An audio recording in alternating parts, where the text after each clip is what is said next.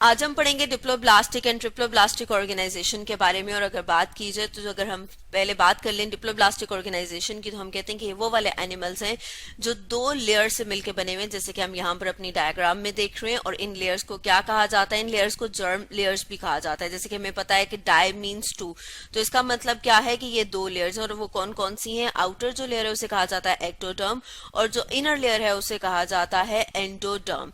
और इस तरह की जो ऑर्गेनाइजेशन है इसे क्या कहते हैं? Diploblastic organisation. जैसे कि हम अपनी यहाँ पर इस डायग्राम में भी देख रहे हैं, जेलीफिश की डायग्राम है, और इसमें हम देख रहे हैं कि ये ऑर्गेनिज्म जो है वो किन लेयर से मिलकर बना हुआ है? दो। जैसे हम यहाँ पर बात कर रहे थे आउटर एक्टोडर्म, और इसी तरह से हम देख रहे हैं कि जो इनर है वो एंडोडर्म है, और इनके दरमियान में एक जेली की तरह का स्ट्रक्चर प्रेजेंट है जिसे मिजोग्लिया कहा जाता है। इसी तरह से अगर हम ट्रिप्लोब्लास्टिक की बात करें तो ये वो वाले एनिमल्स हैं जो 3 जर्म लेयर से मिलकर बने हुए हैं। उनके पास एक्टोडर्म, मीजोडर्म और एंडोडर्म होती है, जो हम अभी आगे फर्दर डिस्कस करेंगे।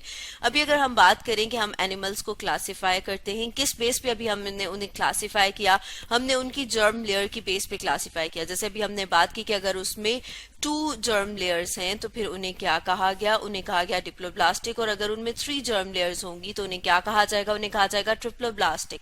इसी तरह से अगर हम बात करें कि जो डिप्लोब्लास्टिक ऑर्गेनिजम्स हैं उनके पास क्या कोई स्पेशलाइज्ड स्ट्रक्चर्स प्रेजेंट है, तो हम देखते हैं कि they show lesser degree of specialisation. जिसका मतलब क्या है कि इनके पास कोई स्पेशल किस्म के ऑर्गन्स प्रेजेंट नहीं होते, इनके पास कोई स्पेशल किस्म का ट्रांसपोर्ट सिस्टम नहीं है।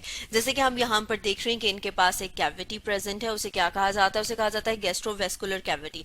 इसके अलावा हम देख रहे हैं कि इनके पास एक सिंगल ओपनिंग है जिसे माउथ और एनस कह रहे हैं। इसे माउथ और एनस क्यों कह रहे हैं? क्योंकि ये जो इंजेस्ट करेगा, ये जो फूड इनटेक करेगा वो भी इसी ओपनिंग से करेगा। इसके अलावा ये जो जब डाइजेस्ट कर लेगा फूड को, उसके बाद जो वेस्ट मटेरियल है उसको भी इसी ओपनिंग से बॉडी से बाहर एक्सक्रीट किया जाएगा, इसलिए इसे माउथ और एनस कहा जाता है।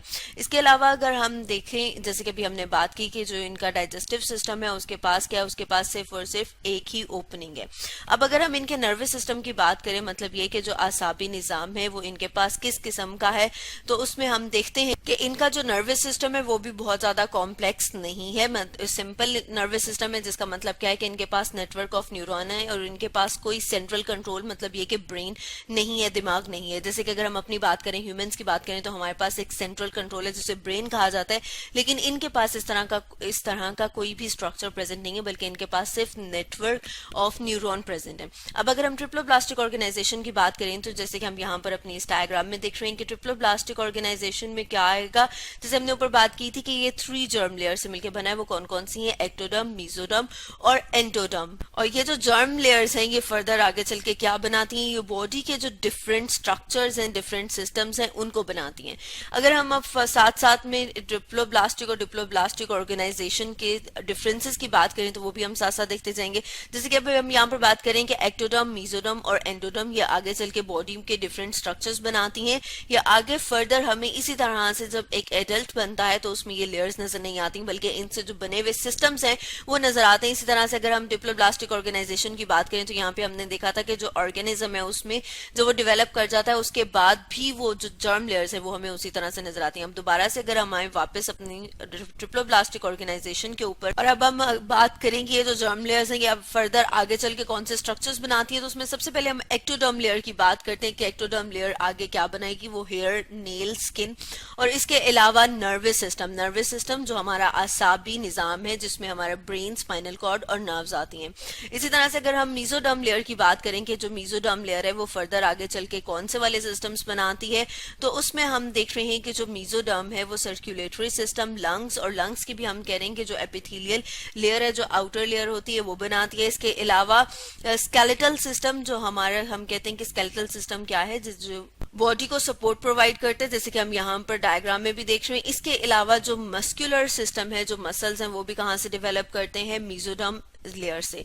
इसके अलावा अगर हम एंडोडर्म की बात करें तो एंडोडर्म जो है वो फर्दर कौन से वाले स्ट्रक्चर्स बनाती है? उसमें हम देख रहे हैं कि डाइजेस्टिव सिस्टम है, लिवर है, पेंक्रियाज है, और लंग्स की जो इनर लेयर्स हैं वो कहाँ से डेवलप करती हैं? वो एंडोडर्म से डेवलप करती हैं। अब अगर हम डाइजेस्टिव सिस्टम की बात करें तो यहाँ पे हम देख रहे हैं कि वो वाले ऑर्गेनिजम्स जो क्या है, जो ट्रिप्लोब्लास्टिक है, उनका जो डाइजेस्टिव सिस्टम है उसमें 2 ओपनिंग प्रेजेंट है। उसमें से एक ओपनिंग जो उसे माउथ कहा जाता है और जो सेकेंड ओपनिंग है उसे एनस कहा जाता है।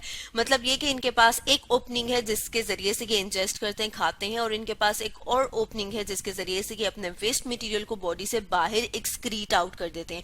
तो ये क्या है, इसमें हमने देखा कि कॉम्प्लेक्सिटी आ गई है, मतलब different structures and different systems हैं जो कि हमने डिप्लोब्लास्टिक ऑर्गेनाइजेशन में नहीं देखे थे।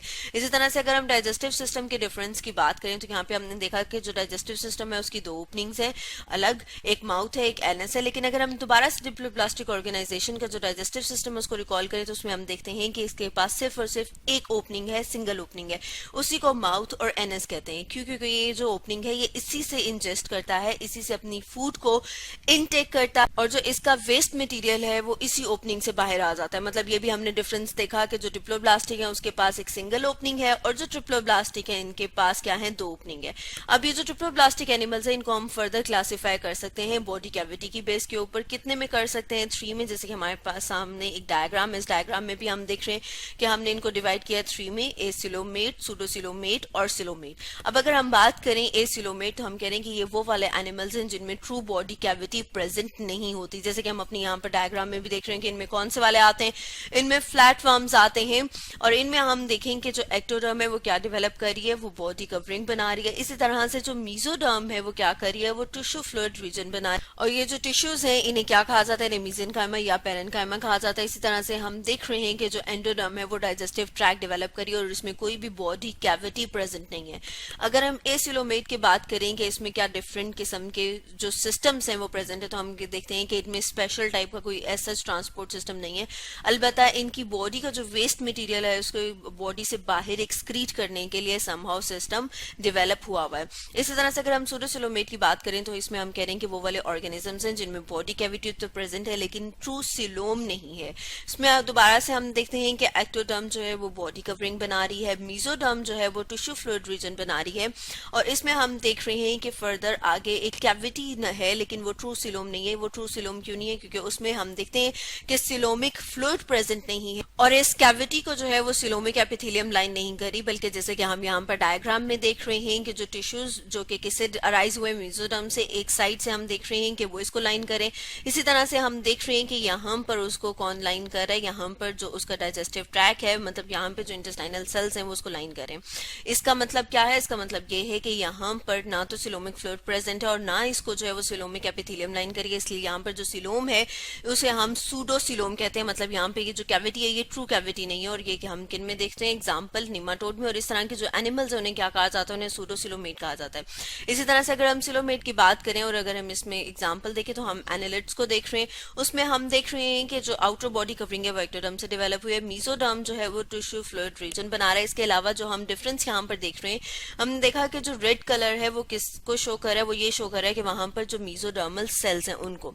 तो हमने यहाँ पर देखा जो मीजोडर्म है वो फर्दर स्प्लिट हो जाती है, जैसे हम यहाँ पर देख रहे हैं कि ये रेड कलर के दरमियान हमें एक व्हाइट बैंड की तरह का नजर आ रहा है, जो क्या है, जो एक कैविटी है, और इस कैविटी को क्या कहा जाता है, इसे कहा जाता है सिलोम, और इसके अंदर जो फ्लूइड प्रेजेंट है उसे कहा जाता है सिलोमिक फ्लूइड। और हम देखते हैं कि इस कैविटी को जो लाइन कर रहे हैं सेल्स वो कौन से हैं, वो सिलोमिक एपिथेलियल सेल्स हैं। तो इस तरह के जो ऑर्गेनिजम्स हैं जिनमें इस तरह का स्ट्रक्चर, मतलब ये कि जो कैविटी है वो कैसे डेवलप करती है, वो मीजोडर्म के स्प्लिट होने से डेवलप करती है, उस कैविटी को सिलोम कहा जाता है जो कि ट्रू सिलोम है। और इस तरह के जो एनिमल्स है उन्हें क्या कहा जाता है, उन्हें सिलोमेट कहा जाता है। तो अगर हम बात करें कि आज हमने क्या डिस्कस किया, आज हमने डिस्कस किया ट्रिप्लोब्लास्टिक एंड डिप्लोब्लास्टिक ऑर्गेनाइजेशन के बारे में।